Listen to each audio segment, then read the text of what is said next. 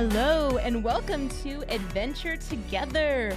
We are a couple of park hoppers and today you are adventuring with us to Las Vegas. Woo! It is a larger than life episode, if you will. Viva Las Vegas. Yeah. Or however that song goes.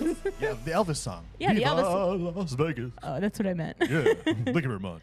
Yeah, so last month, was that last month? That was in August. That was 2 months ago. Oh my goodness. It's been a while. So that was 2 months ago. We went on a trip that was a long time coming. And the beginning of this trip, we are going to be talking about today because the first leg, which only lasted about 24 hours. Barely over 24 hours. Was to Las Vegas for Yes. none other than the Backstreet Boys concert at the Sphere for their residency. Man, what a whirlwind this trip was. Like Danny said, just over 24 hours. We got into Vegas about 9 a.m. local time, and then we flew out at about 11:30 the next morning. Yes. So it was about 26 and a half hours to be exact. Yes, and it was a story, and so we're very excited to tell you about it. We have a lot to talk about this trip here. Yeah, this one was kind of had a lot of stuff mashed into this just over 24 hours. Mm-hmm. But let's jump into it. Yeah. So first off, I do want to explain that we did not buy reseller tickets. No. I am A super fan. my name is Danny, You're and I'm the perfect fan, if you will. my name is Danny, and I'm addicted to the Backstreet Boys. My name is Bill, and I tag along. But when I first fell in love with the Backstreet Boys, you weren't around because I was 8. Nice. And that was my first taste of It's a the good thing I wasn't around at that point. of the drug called the I would've been Backstreet Boys. 7. Oh man. By the way, happy birthday. Thank Since you. the last time we did an episode, Danny's had a birthday. Thank you. About 11 days ago? 11 days ago. It's true. It's true. 39. 39? Like if you don't watch New Girl, Schmidt goes 29. So I've been saying 39 for my birthday. I love it. But before my birthday, we headed to Vegas. But before we even headed there, I bought these tickets. So what ended up happening is one day we were sitting at home and I heard about the Backstreet Boys residency at the Sphere. And in the back of my head, I said, I'll never go to Las Vegas just for a Backstreet Boys concert. That's I don't know about that. That's a lot. And then they said, pre-sale tickets go on sale this day. And I said, what if I just buy some and try to get to Vegas? If they're not that expensive, if the price is right, let's just buy the tickets. Yeah. Let's just buy the tickets. And the price was not bad. This was started in January and February is when they were started selling tickets. A fun tidbit is I bought a first set of tickets and then I decided I didn't like those tickets. So I bought a second set, both on a different weekend. On a different weekend. Both of the sets of tickets I bought, each of our seats cost in total, with fees, $150. You can't do anything for $150, No. much less go to Backstreet Boys heaven. Like this, I was shocked. The day the tickets went on sale, I logged on. Bill is sitting near me, and I'm like, they're $150 each. You looked at the price and said, quit playing games with my heart. I'm going to buy these. So we ended up having 2 sets of tickets. I won't be drowning in debt after this. I ended up selling the one set of tickets for face value, which ended up being something that I probably could have sold for like 10 or 20 times the price. Mm-hmm. But I sold them for face value, so you're welcome, random stranger who got the deal of a lifetime. Yeah, they were sitting in your cart, and you said, I don't want to lose you now. Oh, my goodness. I have the whole set list for the concert, and my internal challenge is to drop a pun for each track from the concert. Wow. And I'm already about 6 in. So Okay. That's my little internal challenge for this episode. Well, I look forward to you hitting the rest of the song names here in our episode. It's a good thing that I really enjoy Backstreet Boys, because if I didn't, you would wouldn't need have to worked. get another boyfriend. Oh, you're not my boyfriend. Ooh, fiance. You're the one. And then I would call you and say, please take me back. And you said, I don't want you back. Dun, dun, dun, Did you hear what I just said? What? I said you wouldn't be the one. Oh, there you go. You stole one from me. Sorry, gotcha. I would be the one. Yes. There you go. Good job. I'm saying if you didn't love the Backstreet Boys, you wouldn't. Mm-hmm. So, just to kind of clarify, I have fallen in love with the Backstreet Boys when I was 8 years old.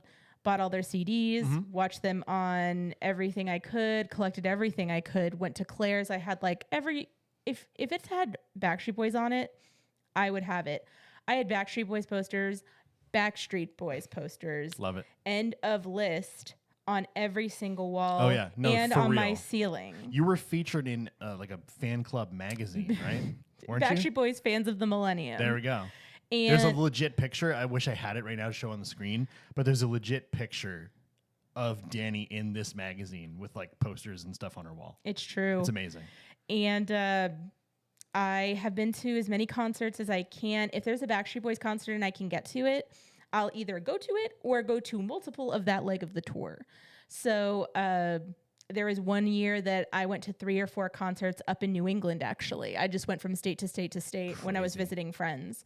And it was, I mean, that's what part of what life is about, right? Doing the things that you love. I'm not sure if anyone's ever been more than that. No, I think there are people who are, honestly.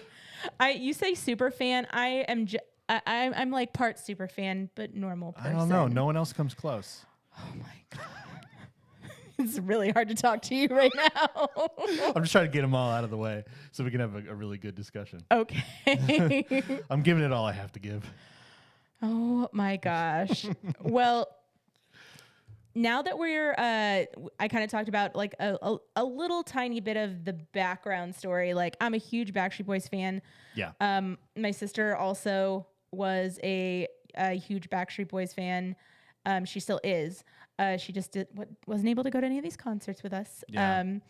And my very first Backstreet Boys concert was actually the original Millennium Tour. Wow.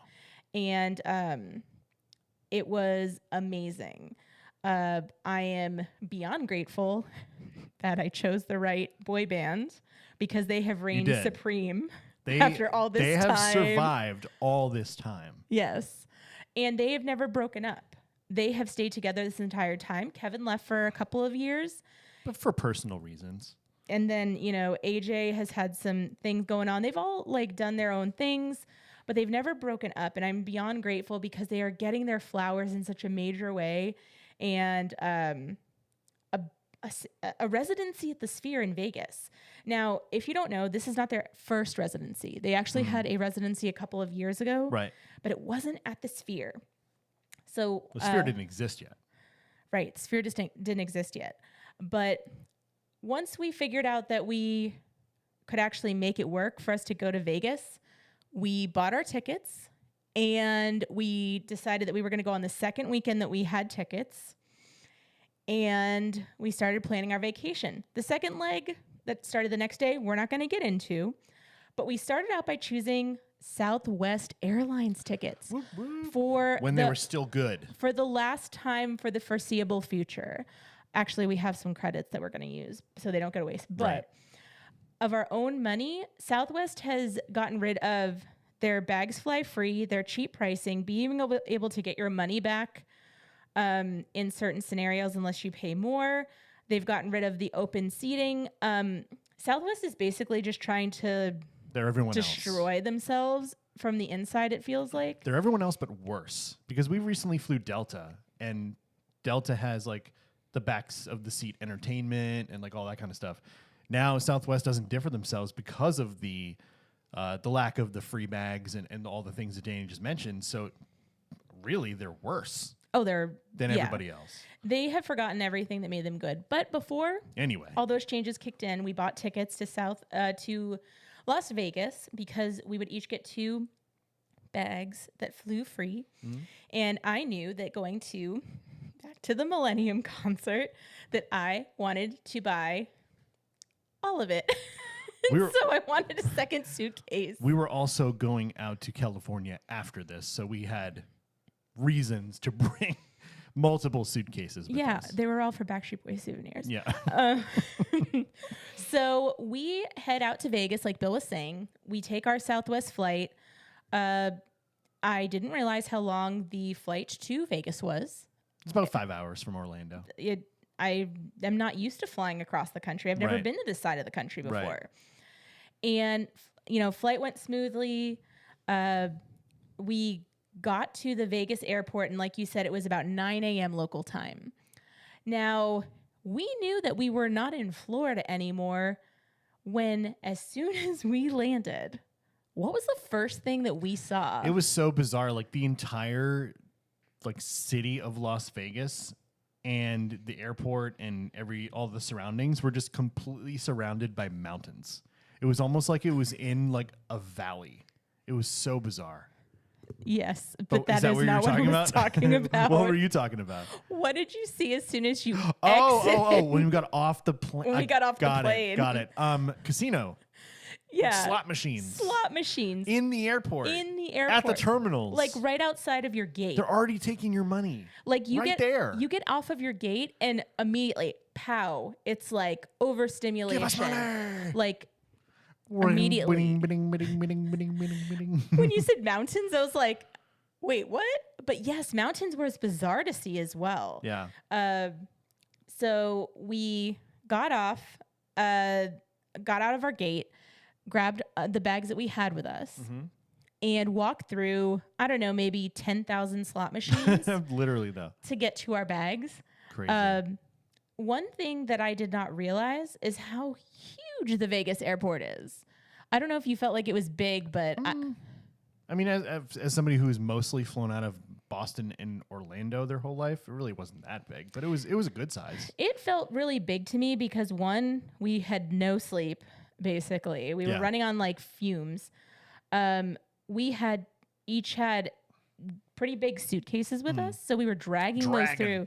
I didn't realize that wasn't just going to be like grab and immediately step outside. Because once we even got our bags, we had to go and travel throughout the airport to try to find where you could get a ride share, like a Lyft or an Uber. Yeah. Once we got a Lyft or an Uber, which we had to try to figure out even where to get dropped off at Caesar's Palace. Yeah. Which that should have been our first sign at how big Caesar's Palace itself was. Right. We took our Uber there, and how long would you say it took to get there? 10 to 15 minutes at the most. Yeah. It was only about 3 or 4 miles, but with some traffic and stuff, it was about 15 minutes. Okay. It wasn't bad at all. And so when we got to Caesar's Palace, did you think Caesar's Palace was big? From the outside, I had no idea what to expect, but then we walked in, and it was gigantic. And the walk from the Uber Lyft area just to the front desk to where you check in was a good 10 minutes. And you're dragging suitcases. So we each had a suitcase behind us, and we each had backpacks with a bunch of stuff in there, like anything that we needed. But you're not just dragging it on like floor that's really smooth. Right. You're dragging it on rug, because so much of the Vegas inside is rug. So it's harder to pull like a heavier suitcase on that type of rug. Yeah. Now, we dragged our suitcases past even more slot machines and gambling and so many things. And It felt like we were walking all the way from Siberia. Yeah, there you go. And we finally get to the front desk. Okay. And I would like you to talk a little bit about what happened when we got to the front desk. Man, this is... I'm ready to get angry. Don't get angry. Just thinking about it. Let's keep it short. Yeah, we're not going to dive too hard into it because we want to talk about the Backstreet Boys. Yeah, I don't. The Sphere. I do think they deserve a little heat. They get some heat for sure. Vegas, be prepared to get ripped off. If you are going to anywhere in Vegas and you're staying at Caesar's Palace, here's your buyer warning, buyer beware, if you will.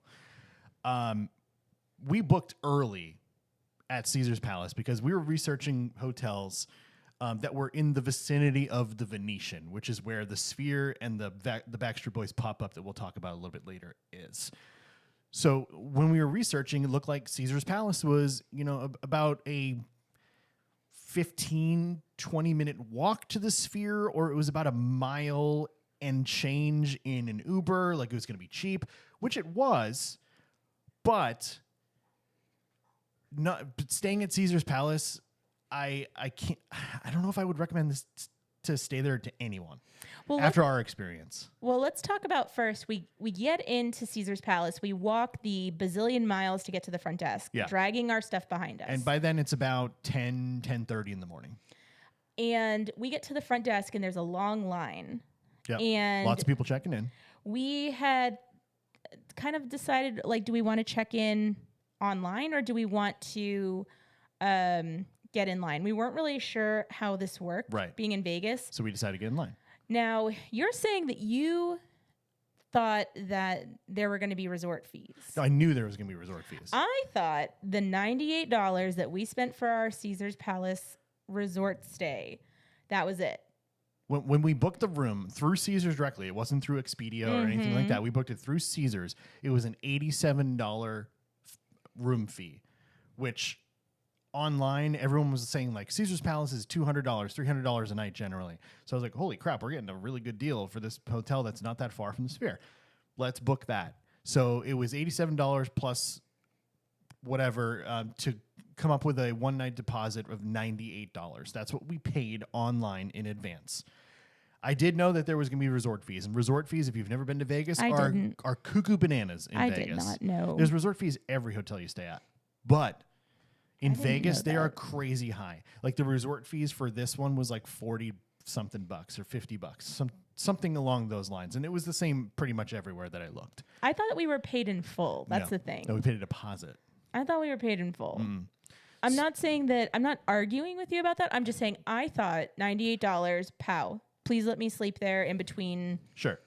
Like landing and leaving. Absolutely.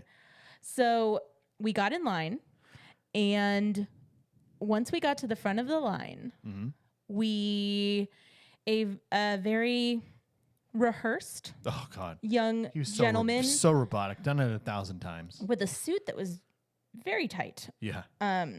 Very tight. That he kept adjusting it. That's why I noticed. He kept going like this. Yeah. And he didn't look very comfortable, but no. Maybe that's just his uniform. But like when we say like rehearsed and robotic, it was basically like when you see a jerk like receptionist in a movie or a TV show where it's like type, look up, say a thing. Type, look up, say a thing. Like it was very like robotic, not very customer servicey. And I would say that like none of the, like he wasn't even faking empathy. Oh God, no. Vegas doesn't empathize with you. But like we both have jobs where we work with customers. Yeah. And sometimes it's hard to like pull up some empathy. I think we're both very empathetic people, so usually it comes naturally. Right. But sometimes like you have to kind of like really, be like, okay, like I'm tired. Like I got to pull that in and like make sure I'm empathizing with somebody sometimes. Right. There was none of that, not even a shred of this. No. So let's kind of get through this a little bit faster here. But basically we got up to the front of the counter and we're saying, hey, we're here to check in. We, booked online. Here's what we paid, blah, blah, blah. Here's the phone number. And he was basically like, you can't have a room now. And it's like, well, what? Well, he didn't say it like, he said, your room is going to be ready at 4 o'clock. 4 p.m. Yeah. Now, and it's 10:30 a.m. Just really quick, I want to say I had called twice to confirm with Caesar's Palace that we would be able to request an early check-in. And they said that yes, and that would be no issue. Yep. No, and then when we got to the counter, we were told there was a $65 upcharge for early check-in. Which could get us in by 3. By 3, an hour early. And then we were also told that there was an option to get in now and an upgraded room for another $95. So at this point, we're thinking we already paid the $98. I know the resort fees are coming. They want us to pay $65 for early check-in plus $95 to upgrade the room with a better view that was ready now.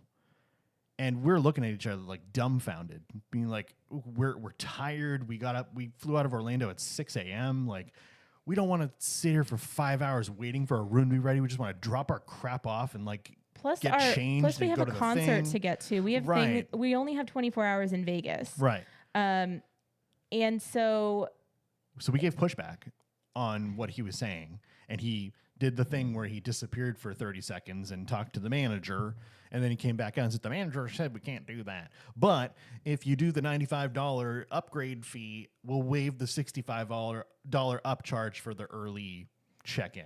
So all in all, with the resort fees and taxes, what was the new total? $268.27. Which I thought that our room was going to be $98, like paid in full. Yeah. Done. So Danny and I looked at each other and we were just like, you know what? This is like a once in a lifetime, possibly, trip out here to do this concert. We're tired. We just want to drop our stuff off. We don't have the time to do this. So you know what? F it. Let's do it. Yeah. And so we went ahead and just paid it. Yep. And I know this is the whole spiel because to both sides of us, we could hear the other people with like saying the same things to the people who are checking in next to us. Right. Oh, no, they're all on the same page. Like it was insane to hear the scam and be getting basically swindled by Caesar's Palace. Mm-hmm. I had didn't no enjoy idea. that experience at the desk. And like honestly, our upgraded room was fine. It was nice. It was nice, but it wasn't like there was a view of the Bellagio fountain outside our room that you can actually see on the screen here. If you're watching youtube.com/a couple of park hoppers, you can watch us do this show. On the screen, that is the view from our room, which is pretty badass view if you're like going to Vegas to party. But we weren't really doing that. It was just a quick in and out on our way to Disneyland for the Backstreet Boys concert and then leave the next day. So the room view didn't care. I didn't care what it looked like. We just kind of wanted a comfy place to sleep at the end of the night, essentially. But we ended up getting kind of swindled by Caesar himself. Yeah. Now, we went and we checked in after we paid them, just paid the robot. And by the robot, I mean the employee. But do you just want to do a quick run through of kind of like what the other details were about Caesar's Palace? Yeah. The food court was crazy expensive. Everything was like super chef, celebrity chef, something. It was like Guy Fieri's Chicken Guy. And we have that here. What's the other? I don't know. Burger Man and pizza the mean guy. Dude. What's his name? Gordon Ramsay. Like he had something there. And then like yada, yada, yada chef had something there. It was like all their like little food court experiments were all like in the same place, which were all expensive. Everything was like $18 to $30 for food. Starbucks had the most expensive upcharges. You got a $6 drink and they charged $10, and then it took about 25 minutes to get, and they did it wrong also. Which again, we were like really patient, really nice, but it was just very shocking to be like the sticker price is astronomical, and then you can't even get the drink correct. Right. The games and slots were not cheap, No. so I feel like I was expecting Vegas to kind of be like, okay, penny slots or pay pennies, nickels, dimes, like the stuff you see on TV shows. Like, oh, I'm just gonna, all the little old ladies who are like, have their little coins full of cups and they're like, gambling and they're trying to get little Timmy and little Jenny's like, pay for their college tuition by gambling 1 penny at a time. No. The way it works is it'll say 1 penny, and then each bet costs like 40 cents. And in order for you to do a bet, it's like times 10 or something like that. Yeah, it was like 400 credits or something for one play. And it's like, oh, there's $4, not a penny. So you could easily, if you hit the wrong button, do like a $20 bet in like at a penny machine. And it was just very, very misleading when it came to betting. And I found that kind of disappointing because when we were in Miami, the betting seemed to be more affordable. The drinks at the bar was like, what, $30 or something per drink? It was like 25, something like that. And we talked about this. We feel like we are desensitized to expensive food and drinks because of where we live. Yeah, and because of what else? Disney. Theme park pricing. Right. Theme park pricing is always way expensive. It's crazy. It's nuts to me when we go to like a regular restaurant and a beer is like $6 and I'm like, what? It's supposed to be like 12. But like Vegas was so much more. And I thought Disney was like, and Universal and like all the theme parks that they charged more. I saw the prices for the drinks and I was like, get down. And move it all around. Yes. You are not the one for me. No. We also didn't anticipate how far the rooms were from the Uber and Lyft area. So far. And we were in like the main room when we got our upgrade. So it was just still such a hike every time. It was at least a 10 to 15 minute walk. Oh yeah. And the temperature was over 110 degrees. It was so very hot. everywhere we went, it was just, and it was such a dry heat. But I will say those are, now that we've gotten kind of like the bad out of the way about Caesar's Palace and just Vegas in general. Now we're going to talk about all the fun stuff. Yeah. So buyer beware. Caesar's Buyer Palace. beware. Vegas is a scam. Next time we go, we're definitely going to plan to not be scammed or try not to be scammed. Mm-hmm. The first thing that we did was after we dropped off our bags, we went and we changed just into normal clothes off of like out of plain clothes. Right. And where did we head to? We ended up going to the Backstreet Boys pop-up store / experience at the Venetian Hotel, which was where the Sphere is. We wanted to go check it out because they had some really cool stuff there. They had like photo opportunities. Apparently there was like a TRL set that was kind of recreated there. A lot of photo opportunities. Lots of photos everywhere. Lots props. of like museum type things, like clothes that they wore in different like parts of their career. They also had a store. That Did they have a store? They had a store where they were selling their merch.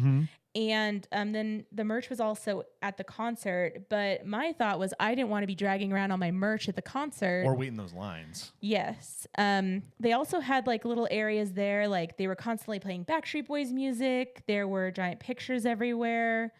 You could get permanent jewelry if you wanted to that was Backstreet Boys themed. And just everything was just, there were videos playing everywhere. Like old TRL videos and old music videos and just stuff that I hadn't seen in years.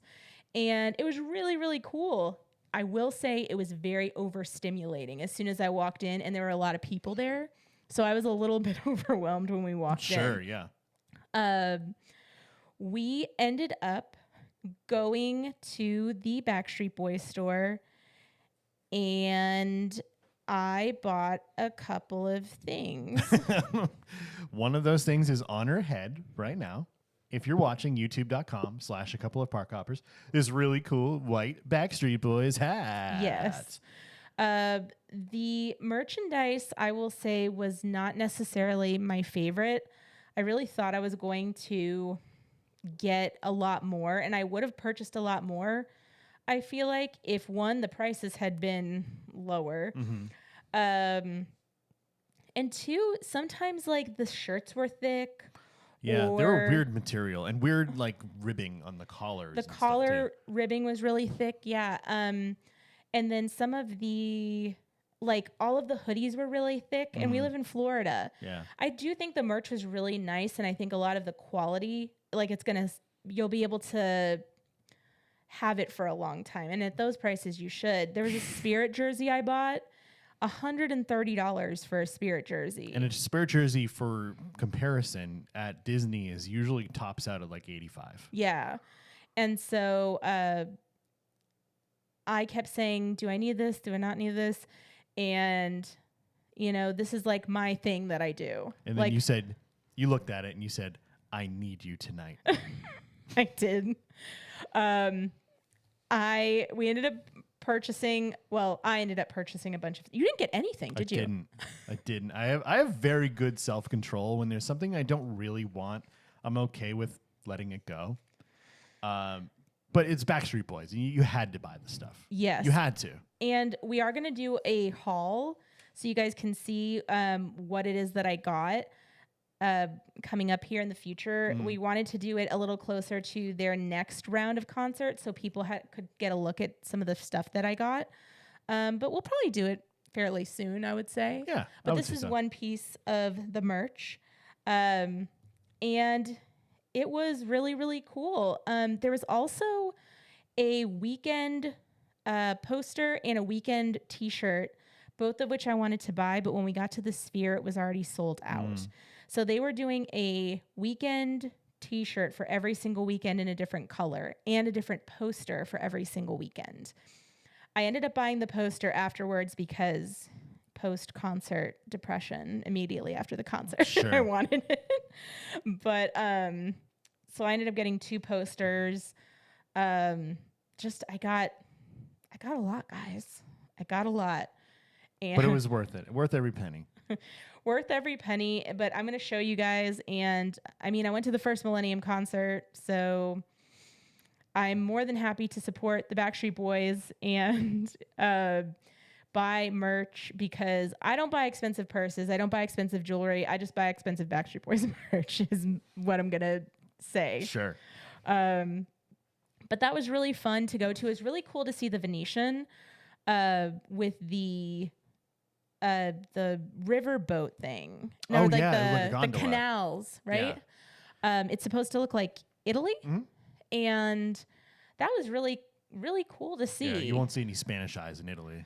You won't see any Spanish eyes. I was trying to figure out how to work that one in That's there. a good one right there.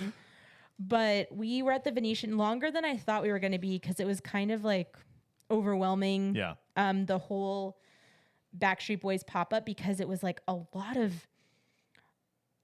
energy in one a lot space. of super fans. A lot of super fans and and everybody was so nice. Everybody was so nice.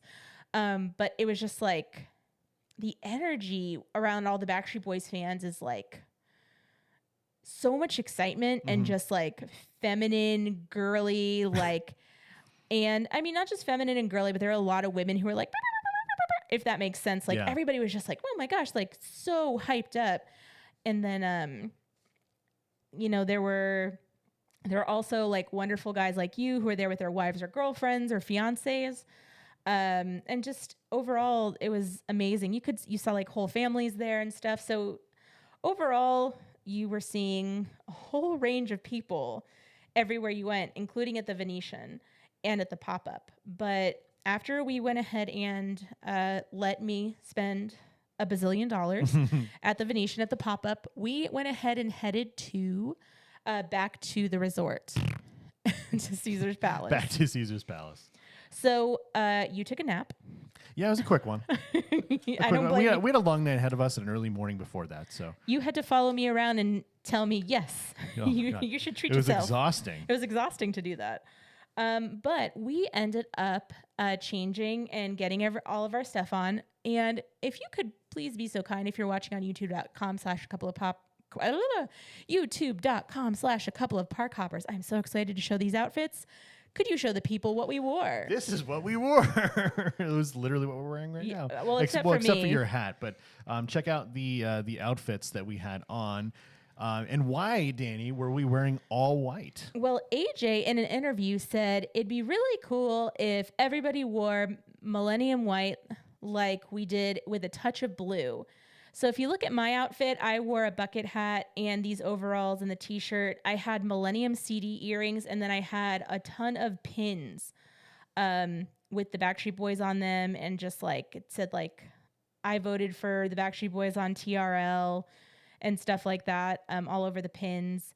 But we were all in white. I loved your outfit. You look like you could have come straight out of a Backstreet Boys music video. And that was always my intention. I didn't even know AJ said that. But as soon as I knew we were going to the Backstreet Boys concert, and it was the Millennium Tour, I knew I was going to try to wear all white.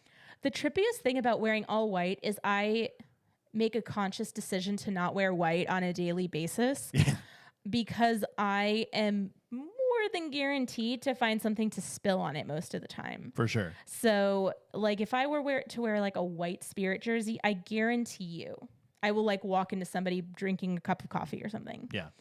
Or I will, I don't even know, think that I'm done doing my makeup and need to do something and drop some. Like, it's just guaranteed to happen. I'm tempting the fates by wearing white. All white?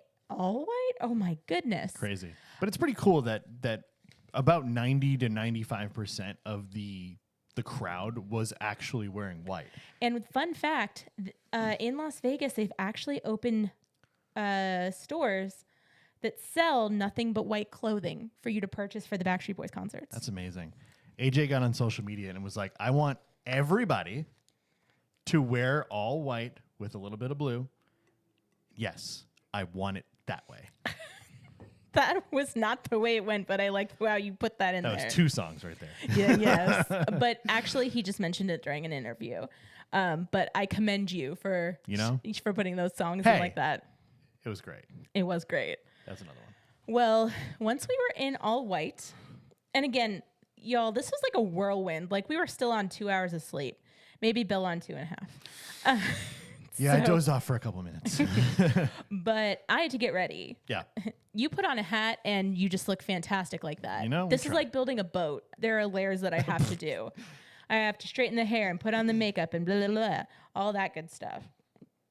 So it was time to finally head to the Sphere. And I was nervous and excited at the same time because I haven't been to a Backstreet Boys concert since 2022 or 2023. I think it's 2023 here in Florida.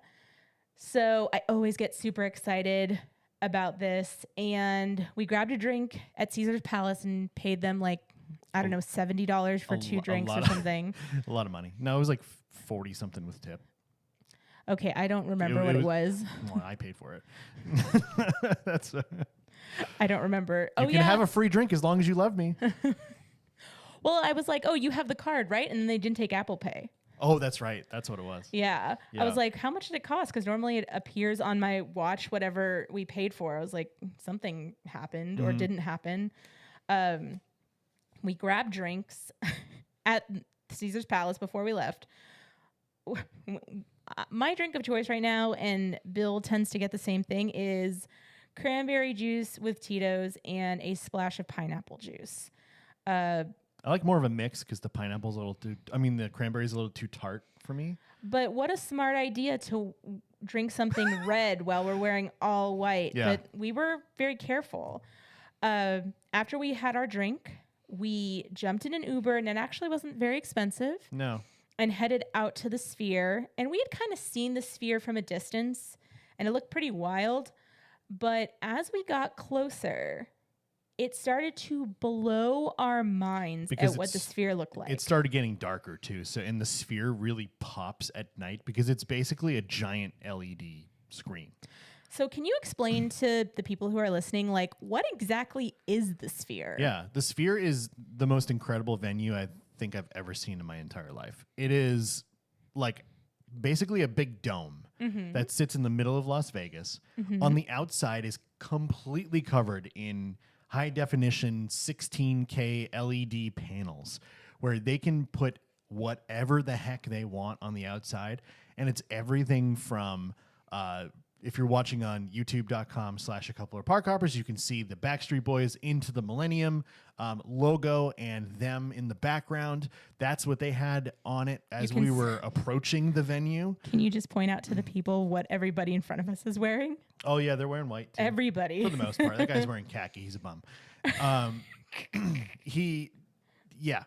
But on the outside of the Sphere, they can put like an eyeball that moves around or like a basketball because like the NBA finals are going on. Or like, dancing cats. Dancing cats. Like it's the nuttiest thing. Like look up videos of the Sphere if you don't know what that is. It is cuckoo bananas cool. But then that's just the outside. And they were also showing the Wizard of Oz stuff. Wizard of Oz is being shown at the Sphere, and so they were advertising it, and they would have like the flying monkeys flying across the Sphere. And like the smoke that the Wicked Witch of the West would would swirl around her before she appeared, the whole Sphere would be just like turn into that.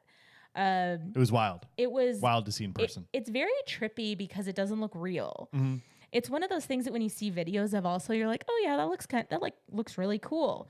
when it's in front of you, it is, I don't even know, it's mind blowing. And it doesn't look like that big from the outside, but when you're inside, it feels huge. When you look at, there's 4 levels of seats. The screen basically goes all the way from the stage all the way up, like above the 4th level of seats. Yes. It is absolutely insane. We're going to get into that. Well, once we got inside, we had them scan our tickets, and I got kind of pulled through security because I had a bag with me. I had in my bag, like... They had a clear bag policy. I had, like, medicines that I take, or, like, stuff that I just normally have with me. And then I had a fan that was with me because it was 110 degrees outside. It was hot, yeah. Wallet and friendship bracelets. So I had a couple of other things in there. But the interesting thing about our weekend was... we normally show you guys the fan that you can take the battery off. Which we swear by. We swear by. Well, we heard that there was going to be a hacker convention, whatever that means, in Vegas. And so they weren't allowing any rechargeable batteries into the Sphere. So the fan that I had, that I purchased, is actually attached to the fan part. So it can't be pulled apart to like be a phone charger. And apparently some people were getting theirs taken away, like to like pick up after the concert. I didn't have any issues. If you are going to the Backstreet Boys concert or going to the Sphere, I highly recommend getting a clear bag, because the one I got was probably like the size of a book, like a good size book, like a Harry Potter hardcover book, I would say, like about that size. If you know what, like, it's hard to like explain. And I think it was like a 11 or 12 by 9 or 10, something like that. The dimensions are listed online. You can go on the Sphere's website. Well, the dimensions that the Sphere says, they say that you could only bring a bag this size. Oh. I did not. I brought a clear bag. So what people said was, as long as you had a clear bag, they didn't give you any issues. Because you can't even like fit a phone in there. Right. So I didn't bother with that at all. And they didn't give me any issues. I was prepared to throw it away if they were going to give me issues, but all was good. We got through security. And we had enough time to look around and check out the inside of the Sphere before we actually headed into the actual venue. And the inside of the Sphere was really cool too. Not even like the concert venue part, just like the lobby. These gigantic escalators going up to the 2nd, 3rd, and 4th floors. All this really cool LED technology everywhere. Like, it just looked like it was like state of the art 2025. The best technology that exists was in this lobby. Like, it was so neat to see. And stuff that didn't show up well on camera because it was so high tech, you could see it with your eyes. Like, there were like these, what are the things called with the wind? When you blow it in, like a windmill? Like little windmills all close together that created a picture. Mm-hmm. And so like when you try to take a picture of it or a video, it didn't show up. It was so strange. It was so weird. But the inside of the Sphere was beautiful, like just walking around. Like I said, I did try to find the t-shirt. No dice. And one other thing that we really, really wanted to do, or I really, really wanted to do, and you were down to do as well, was purchase a drink and get the highly sought after cup from the Sphere. So these cups, you could buy either a cocktail or you could buy something that was non-alcoholic. Not a cocktail. Yeah. And it said Backstreet Boys Into the Millennium, Sphere Las Vegas, and then it had a picture of the Backstreet Boys with like the Sphere behind them. And if you got a drink, you could get this souvenir cup for $5 extra. Which is a hell of a deal. Considering everything else in Vegas Looking was at so expensive. What Danny spent at that store and the prices for everything else, like $55 t-shirts, that kind of stuff. A $5 cup, hell yes. Absolutely, every single time. It wasn't even like our rent or that I spent. Like it wasn't that bad. But I promise. Well, I'll confess my sins in another video. And we'll do it in the drop video. Okay. The merch drop. We'll do that. But we got cocktails, and I want to say we got 2 doubles, right? We did. And again, the cocktails in Vegas. I mean, and I understand the Sphere is a brand new venue, but holy crap. Like, we got up to the bar, and I was trying to see what they had to offer. It was on like a little placard with a printed out piece of paper. So I was like zooming in my phone, trying to figure out while we were in line, trying to figure out what they had there. And I finally was able to catch that the cocktails were $17 for a single, which all things considered kind of Disney prices, right? And then, but for a double, they wanted $34. So you literally paid double the price for a double. It wasn't just like a little add-on. I think we only got singles. No, we definitely got singles for sure because of that reason. Oh, okay. But I'm so excited. I don't remember. Yeah, but it was $17 for a single, $34 for a double, which you never see a drink double in price when you order a double. It's just like an upcharge. So that was mind blowing to me. But the craziest part about the prices there, beer and seltzers. They had like neutral seltzers or whatever those fancy alcoholic seltzers are now. Beer and seltzer, $22 for like a 16-ounce can. Viva Las Vegas. Unfreaking believable. Oh, insane. So naturally, we got the 2 singles, the $17 singles, plus the $5 upcharge for the cups. And I think originally we were like, oh, we'll get doubles because like we're not going to come back out here during the right, concert. Right.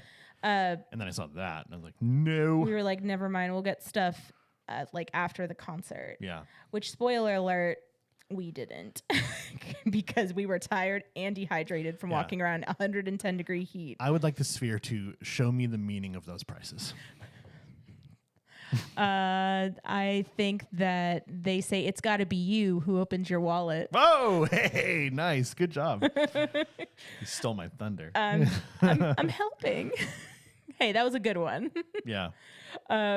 So we got our drinks and then we went into the Sphere. The seats that we ended up getting were in the 100 section. So when you go to the Sphere, you kind of have 2 options. You can either be on the floor in general admission, which as a 5-foot tall girly is, I either need to be there like in the front or I can't see anything. Right. And I'm literally 5 feet tall. There's no point in me like being on the floor and just looking at the back of people's heads, unless I'm committing to getting to the front. Or you could be in the 100 section. So that was the section right off the floor. And then the sections went, I think, all the way up to the 400s. 400s, yeah. I wanted to be closer to the Backstreet Boys. So when I was looking at tickets, I didn't even consider anything further away. Yeah. The Sphere as an entertainment venue, if you're going there for the Sphere experience, the full experience, you're going to want to not be in the 100 section unless you're in the first 10 rows. I would say in the first seats. 20, you can. But there's definitely some obstruction. You definitely don't see the entire thing if you're in the 100 sections anywhere near where we were or higher. So obstruction, actually like a couple like two rows in front of us is when you don't have any obstruction. So we had very little obstruction. But we walked in. I had no idea what we were going to walk into. I didn't know how close we were going to be. We were 12 rows off the floor. Mm-hmm. I walked in and I just kept saying, "Oh my God, oh my God, oh my God, oh my God." We were in row 25 on our ticket, but it was really like row 13. We're so close. Oh my God. Yeah, crazy. So this is the view. If you guys are watching on YouTube, again, youtube.com/park hoppers. Subscribe there now. This is kind of the view that we saw when we walked into the Sphere, and this is what was kind of on the screen while we were waiting for the show to begin. And I will say, if you can see like the ceiling part, when you're standing there and looking at the concert, you did not see, like you could barely see the overhang above you. Like this video is being very generous to the overhang because when we're looking right now, we're actually looking into the crowd next to us. Right. So I was floored, first off, from being 12 rows off the floor. Mm-hmm. And then while we were standing there, if you can just run that video one more time. Yep. there was the most insane looking video. Like the sphere was supposed to basically look like a futuristic, the original Into the Millennium tour, where it just looked like a spaceship almost. Yeah, space launch, yeah. Space launch. And there was a countdown, and they were playing old interviews, just like the history of the Backstreet Boys was happening around you. And then it was time for the concert.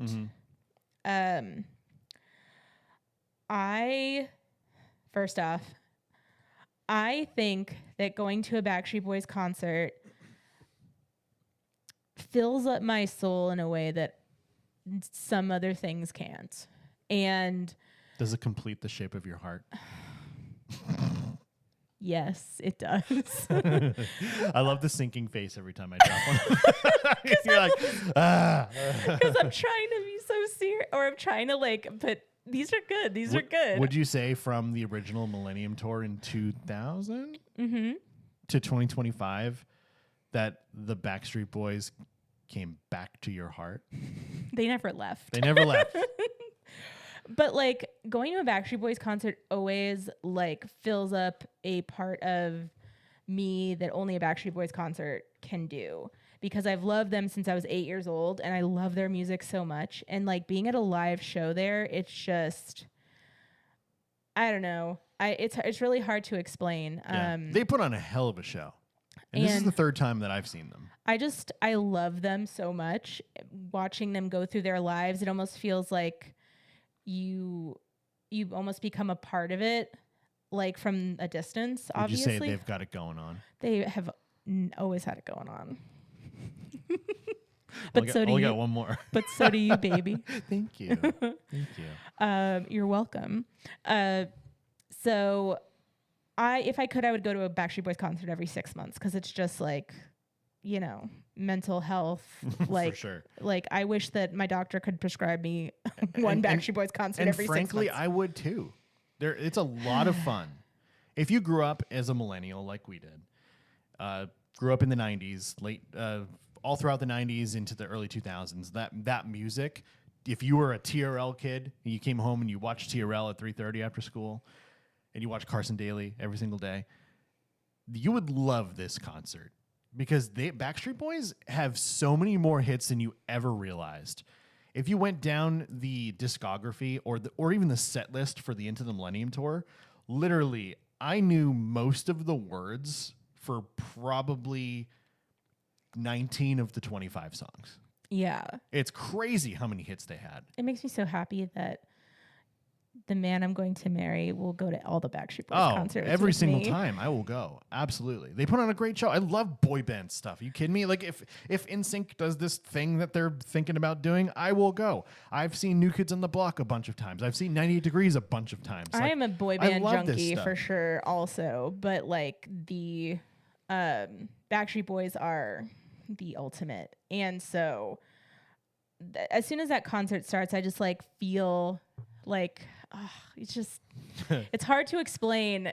But I now I know I sound like a crazy super fan, but it honestly fills up my heart and soul in a way that just in my entire life I've gotten to do it, and I love it so much. And one of these days I will meet all 5 of them. Yeah. One of these days, but didn't happen this time.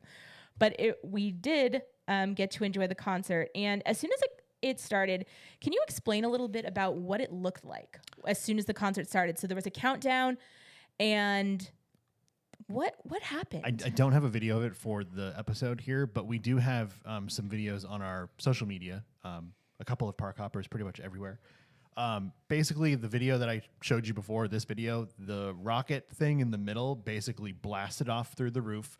We went into space, and we flew over this crazy-looking asteroid, and then this beam came down in the video, and at the same time, simultaneously, the Backstreet Boys toastered out of the floor, as if they had beamed down from the spaceship on the screen. It was such a cool effect. What a great way to start the show, and of course, they started with Larger Than Life, which right away, gigantic banger. like to start the show. Everybody's hyped. There's 95% of the people dressed in white, 25,000 people in the sphere going freaking bananas. And it was just nonstop for about an hour and 40 minutes. Now after let me ask you this: when right from that get go of the it's not the animations, like the graphics of being basically shot into space, blasted off into space. Would you say that it was so trippy because it actually felt like you were like getting blasted off? Like it almost felt like when the screen was like shaking, almost like when you like simulate an earthquake with a camera. Yeah. It's kind of like that. The best way I can explain it is if you've ever been parked in your car and somebody next to you starts moving and then you feel like you're moving, but you're not actually going anywhere. It was giving that your brain is being tricked. Your brain is being tricked. Yeah. And it really felt like you were being shot into space. And right from the get-go of the concert, mind blown. Also, we were close enough to be able to see the Backstreet Boys with our own eyes. And that's the way I want to go to Backstreet Boys concerts. If I can't be close enough to see the sweat dripping down their faces, I want to be this close. Right. Now, on the screen, Bill has shown what it kind of looked like with our eyes. That's what we could see. Whenever you take pictures of something like a venue or a sports game or anything like that, you know that the camera doesn't show you the exact same view you had with your eyes. Like we could see their facial expressions. Oh, yeah. And then when they were coming up on the catwalks, it looked even... they were walking towards us. They were really close. Yeah, it was really cool. And the way that the sphere seats are, you're not behind anybody. Everything was like a straight shot to the stage. So there was no bad seats. Like I could see everything. Now, when you zoomed out, and we did have pictures zoomed out, and that's us pretty zoomed out, and it's still pretty close. That's an example of the way that the sphere looks. So here, I chose this picture because you've got Nick doing the Backstreet Boys, like the boy band, like hand movement down across the face. And they had live cameras on them the whole time. They had 5 cameras. And also, we're not going to show you a bunch of the graphics. You can see those anywhere on social media. We'll probably share more throughout, as this episode comes out. But Backstreet Boys spent between $7 and $8 million, which is nuts, on the graphics for this. It was like over a year that they were filming and making all of these things. And just to give you a little bit of an idea of what the graphics kind of look like, I did have one video that I put on here that you can watch here. It's during the song Drowning. Basically, this half pipe of the ocean was flowing all around us, and it was just so nutty looking. I mean, we're flying over the ocean, and this half pipe of water is going up, up, up, up, up. And people are just singing, and it's just this incredible visuals behind the guys. Just so cool. So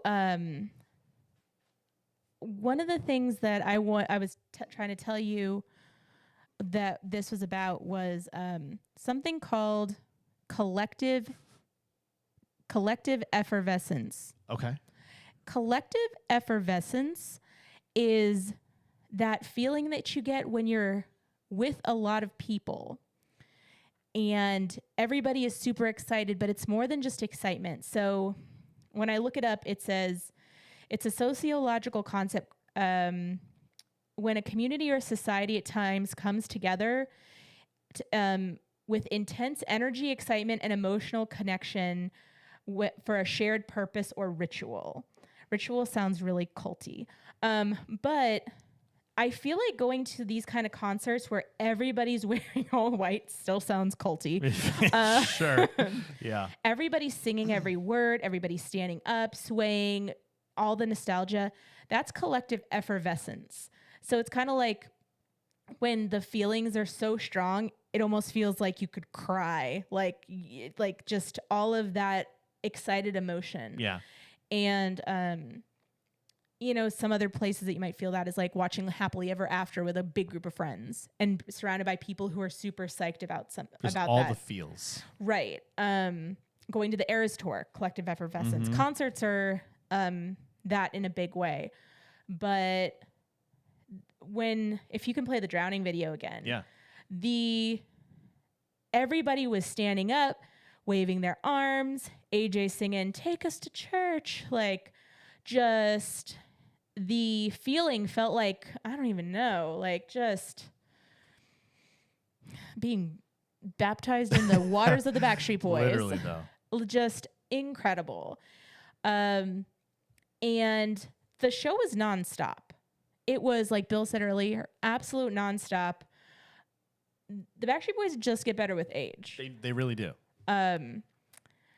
I have to also say that AJ just reached a milestone, and I'm trying to remember how many years it was. I want to say like 4 years of being sober. That's and awesome. He is without a doubt just living his best life, because growing up he was in rehab and struggled a lot, and he is taking such amazing care of himself. He toured with Joey Fatone, and he is singing like he knows his worth. Incredible voice. He's always sung, but you can just see this change in him over the last couple of years. He's always been a light, but you can tell, and he said this in a video on Instagram the other day. He said, "My name is Alex and I love myself." And you can really tell that with just like the energy. So I know he'll never hear this, but shout out to AJ. It's so He may hear this. Incredibly proud of him. We'll and tag him in it. It makes me so emotional every time I just see him thriving the way he is. And all the boys, they're all just, I can't believe they can do all that now. Yeah, in like, their 40s and 50s. Yes. Just it's unbelievable. Absolutely crazy. Such a great show. You have to go see it. If you have a chance to go to Vegas and go to the Sphere to see the Into the Millennium Tour, don't miss that chance. Just do it. If the call comes in, you answer it. Yeah. That was good. That was the last one. That was the last one. So I did want to ask you, what were your thoughts on, just first off, like, do you have anything else to add about like the concert overall before we kind of dive into the rest of this? Yeah. One really cool thing that we didn't mention that is on our little rundown here. One really cool thing that is the versatility of the stage. The stage was very simple. Like if you look at the photo that we had here, the stage is very simple, very minimal, because the star of the show at the Sphere is the screen. But there's one really cool thing that happened during the concert here, and I'm gonna play the Drowning video again, just so you can see how minimal the stage is. But if you look at the center, it's kind of like an oval shape, and in the middle of the show, I don't remember what song was the first time it did it, but was it "Quit Playing Games with My Heart"? I think it was. The stage actually rose up about 100 feet in the air, and the way they did that is that inside the LED screen, they had these little 4 holes that opened up, and they lowered cables down and hooked them onto the thing, and it raised it up. And so the guys were performing up about 100 feet in the air. So they were almost eye level with people in like the 200, 300 section, rather than them looking up at them the entire time. They were like looking straight across eye level. So that was a really cool thing that I've never seen at a concert before. You've seen performers like fly over the people, and, you know, like these big cranes or something will like lift them over the people. You see videos of Pink doing like somersaults over the crowd, but like I've never seen a stage, like a whole ass stage, like raise up like that and them perform on it, all 5 guys. It was very cool. So that also hit a couple points for the Backstreet Boys. One of them was it was supposed to be a nod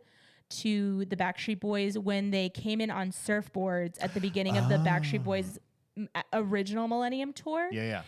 And it also allowed for the people who are further up at the Sphere to be able to get a closer look at them. And a lot of their concerts, throughout the years, they have like even the original Backstreet Boys Into the Millennium concert, and some of the other ones, they would start at the beginning and then they kind of appear further back. So like their fans could get a closer look, the ones who were in the back. So real quick, just looking at the set list, because I have it here because I was doing the whole pun thing. It wasn't Quit Playing Games in My Heart. That's where Brian toasted her out of the stage. Oh, that's right. It was I Want It That Way. It was the first time that they went up. Oh, that's right. That's right. That makes sense. But that was so cool to see. Mm-hmm. And the Sphere has so many different things. Each of So the screens on the inside, if one of them goes out, they can actually go inside to this, like the inside of the Sphere behind the screens and replace just that Amazing panel. If you've seen any of the videos from the Wizard of Oz, they're actually doing things like dropping the apples from the ceiling when the Scarecrow like when we meet the Scarecrow in the Wizard of Oz. So the angry trees are throwing apples. Yes.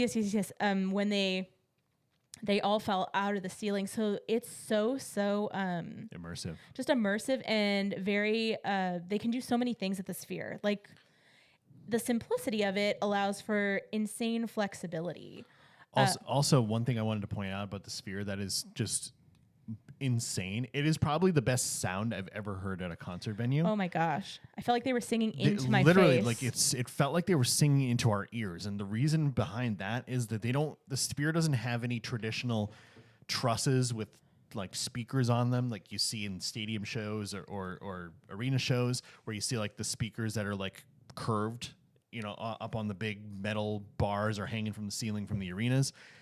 The Sphere doesn't have any of that. The Sphere has such a technological marvel sound system that there are over 100,000 speakers in that venue in your seats. So the noise, the sound directly from the Backstreet Boys microphones was coming literally from right behind you. Everywhere. And in the seat in front of you and the seat that was yours was producing sound front and back. So it was the best sound I've ever heard at a concert. Just absolutely mind-blowing technology. And it is so cool that that idea has been realized because now that is game-changing for venues. And I wonder if arenas that are being built going forward are going to have that kind of capability where instead of having artists come in and spend all day, rigging stuff and putting the speakers up with trusses and cords and everything, that they may have to pay a premium or something to use the venue's sound system in the seats, in addition to their own. But that could also completely change the game when it comes to concerts or events at these arenas and stadiums of the future, because if they are able to produce that kind of sound. I don't know if you've ever been to a stadium show where the sound was bad, because I have. If you're not, oh, of course, everybody if you're has. not in the line of the sound waves, generally there's echo or there's delay or there's something that's not working out. But if arenas and stadiums can incorporate the technology from the Sphere, watch out, because concerts are going to be kick-ass in the future. Yeah, and I think that everything that they've done allows for so much versatility, not just at a Backstreet Boys concert, but like at so many different possibilities. Like when I first heard that the Backstreet Boys were going to be at the Sphere, I was like, that's interesting. Yeah, because I had recently watched, before the tickets went on sale, it was like a bunch of stuff about the Sphere and how it was being built and what technology was going into it. So it super intrigued me to go there someday, but I never thought I really would. Someday, yeah. But then when this became a reality that we bought tickets and we were trying to plan a trip, it was like, oh, I get to go to this place already? Like, oh my God, yeah. Yeah, it was amazing. And one note that you had on here was the comfort of the seats. They were so comfy. Well, I have nothing to say about it because I never sat down. Well, we were sitting down waiting for the show. I don't even remember doing that. I was so excited. They were like borderline movie theater seats. Like they were super comfortable. I'm glad that I got to experience that, but have no it. recollection. Literally the one time I've met 4 of the Backstreet Boys, I totally blacked out. Sure. Like I remember it, but I definitely, like, when I think back to it, there's an excitement that comes with that. Oh yeah. Oh yeah. But overall, the concert was absolutely incredible. I cannot stress enough how much I think that people should go to this concert and try to get in before the resellers. The resellers are ruining everything good in life. But I mean, we paid $150 and the tickets that people were buying in those same spots were almost $2,000. Crazy. That's, I'm sorry. Yeah, it's okay. I'll get more tickets. You will. You're the ticket master. Pun intended. I hate Ticketmaster. But you're the ticket master. I try, but I just really I would love to go back. The concert was just so amazing. It was. I would go again. In an ideal world, I'd go to 3 nights, the entire weekend. We would do floor and then up in the 400s to get the full sphere experience, and then back in the 100s, but in the very front of the 100s. Sure. Kind of like where we were sitting. She says with crazy eyes, trying to plan ahead. Yeah. We'll see. Here's the thing about Vegas also. What I've been told is most places in Vegas, most residencies usually are signed for about 3 years. The Backstreet Boys are sprinkling out these concerts a couple weeks at a time. Here you go. I think we're going to see them at the Sphere for a while because, like you were saying before, as opposed to at a regular concert where people have to come in, tear everything down, do this, do that. It's so easy. Literally, they did their visuals for $7 to $8 million, and all they have to do is show up. I mean, they have to do a lot of stuff in between their practice and take care of themselves and whatnot. Also, the immense popularity of this residency is mind-blowing because the first band to ever play there was U2. And the Eagles played there, and a couple other bands have played there, and they have daily films and stuff that they play there. Nothing has reached the immense popularity and the social media capability and the viral video, whatever the word I'm looking for, of this tour. Virality? People are watching the heck out of these videos, and now everyone wants to go, and the ticket prices are reflecting that. This ain't going to stop anytime soon. And this is, like Danny said, this is not something that they need to have a huge build in and a build out and a breakdown. They don't have to do that. They could show the Wizard of Oz at 1 and have the Backstreet Boys at 7. They could literally do that. They do. I know. So they do Postcards of Earth, the Wizard of Oz, and the Backstreet Boys concert all in the same day. That's nuts. Yeah. And brilliant. I mean, I would love to see the Backstreet Boys concert again, and I hope to. I'm manifesting. I'm a good manifester, aren't I? You sure are. I am manifesting Backstreet Boys concert on September 29th of next year for my 40th birthday. We're at the meet and greet that I finally get to meet all 5 of the Backstreet Boys. That could be fun. Manifesting it and putting it into the universe now. That's awesome. But I do think that they're going to keep releasing shows. I do think that they're doing it like this because it's working. Heck yeah. The insanity of trying to get people wanting to get their hands on these tickets is just unlike anything I've ever seen. The supply and demand is wild. And the Sphere holds a lot of people. It holds over 20,000 people. It's a huge venue. It's huge. But overall, the Backstreet Boys, all of them are just getting better with age. They sound fantastic. Even Brian's voice, who he has been going through health issues with his throat. With his vocal cords.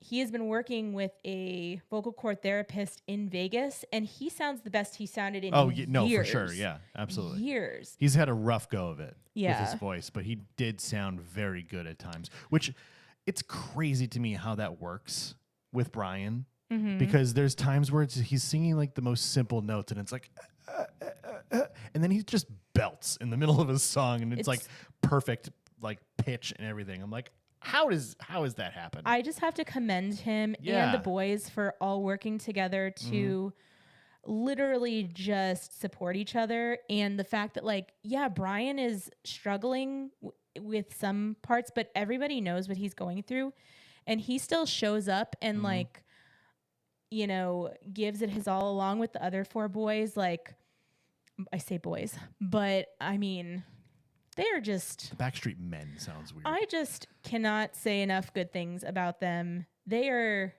getting exactly what they deserve. And, you know, they deserve all that and more. And like I said, Backstreet Boys concert. So I like to think my heart has different chambers and they all need to be refilled sometimes. Backstreet Boys concert needs to be refilled. I got a question for you. Okay. Do you think this is it? No.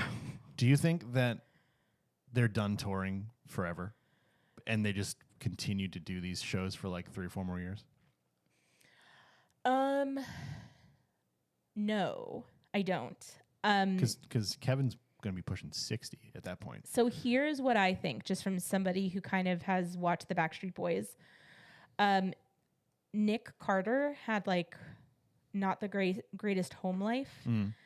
And he is loving being a dad, loving being a husband. He also lives in Vegas too, doesn't he? He lives in Vegas. Yeah, this is amazing for him.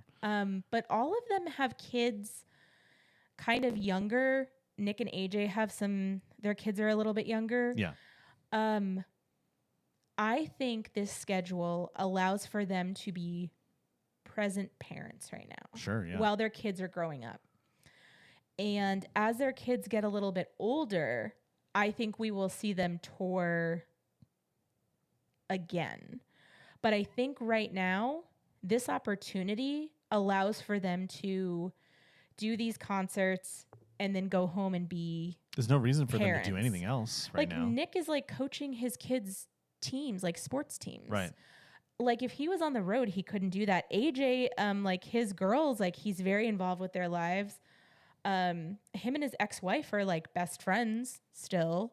Some of the other guys, their kids are a little bit older, but still like being around during that growing up phase, especially while they're younger. I think that is the work-life balance that they found that they never thought they could find. This is like such a unique opportunity. Yeah. So what I would say is beyond successful. So just from like the outside looking in, I think it has something to do with that. It allows for them to have very low commutes. It's easier on their body. It allows for the longevity of their careers. And they can be present with their families. And so I think we will see this go on for another couple of years. Because literally they could be like, we're done. Just kidding. Here's 3 more weeks of the concert. Right, yeah. At the Sphere. And I do think we'll see them tour again. I think that there will be more of a demand for that, like after more people get to go see them. So, because imagine people who have not ever seen a Backstreet Boys concert, they go to a Backstreet Boys concert finally. Because I've heard people say, I never got to go. I didn't have money when I was a kid. Or like my allowance didn't cover Backstreet Boys concerts. Right. And they're going now. So if the Backstreet Boys come to their hometown, they're totally going to go see them. So they're kind of creating this, I think it's creating the continuation of their careers and isn't burning them out. But yeah, I was just curious on your thoughts on that. That's because this feels almost like if they continue to do this for 3 or 4 more years, they might just call it a day. For good? Mm-hmm. Are you insane? I mean, why would they do that? At a certain age, you can't perform the way that they do. I mean, I say are you insane respectfully? But, I mean, it's a possibility. I do not think this is, I think that this is, I mean, there could be a time where they're more just doing like more low impact moves. Yeah. Dancing, but I think this, if anything, this is a resurgence of their career. Sure. That's fair. That's a fair statement. Also, if they called it a day, I would lose my ever living mind. Are you kidding me? I Nothing to don't. look forward to in this life. I don't know what I would do. Yeah. But there are bands that like literally are together until the band members start dying. Yeah, but those bands don't like sing and dance and move around like they do. Those, like, you go see like the Eagles, they're like standing on stage with a guitar and playing music. I mean, those kind of things I think would still happen. Like, this is their job. Yeah. I Um, just didn't mean to, pull a heartstring there, I know. but- I was like, what? But I was just curious what your thoughts are. Like, this feels like a really cool, like, resurgence / swan song for them, for me. Feels like the immense popularity is going to, like, send them out on top at some point. No. Okay. Okay. On that note. Swan song? On that note. What? I'm so curious why you would think that. Well, I mean, they're not spring chickens anymore. I mean, Nick's still pretty young, but a couple of the other guys are in their mid to high 50s, aren't they? Yeah, but I mean, they always say, like, here's to the next 25. We never want to stop doing this. I mean, do you think that's in jest? Could be just in jest. Is anything real? I don't know. Anyway, let's get out of here. Well, I think that overall, I think this is a resurgence, and I think there will be more of a demand overall. Oh, I agree with that for sure. And for years. And I don't think that. I will say that I understand where you're coming from about, like, could this be like a swan song, like, before they retire? But do artists ever really retire? It's up to them. I don't think musicians ever really stop unless something stops them. Sure. But they're also, I mean, technically they're musicians, but they're not musicians at the same time. Like, they're not playing the piano and the keyboard. they all play instruments. Right. I know they can, but they don't in their shows. Well, they don't, but maybe this will be like their kind of swan song of the high intensity tour that they do. But that's the longevity of the other bands. Like, we go see Queen with Adam Lambert, and Brian May, like, pretty much just stands there the entire time. Like, he's not, like, running around and doing splits and like that kind of stuff. Well, we don't know if maybe, like, kind of off of what you're saying is we may see, like, as time goes on, them kind of move to that where they're doing more acoustic and more, because they do 5-part harmonies. Like, at the end of the day, they that's what they do. Yeah. They're not just big dancers and stuff, but they can do it. So keep doing it forever. So Danny's happy. So I cannot believe you said that. Just a thought. It was a thing that came into my brain, and I wanted to ask you. You're fired. Whoa. Well, good luck producing the show. Well, maybe I'll hire the Backstreet Boys Whoa! after they're done with I don't know their if they're capable of that. It'd be old. sphere. Well, anyway. So overall, what did you think about the concert? I loved it. I would go back again. But we had a question on here for our final thoughts. Would we do it again as is? No, I would not. I would make it like you've suggested before. I would put if we wanted to do like a Vegas Disneyland type of thing again, I would put Vegas at the end. Yeah. Because that was a lot at the very beginning. And then having to get up and go to Disneyland for 4 days and, park days and thousands and thousands and thousands of steps.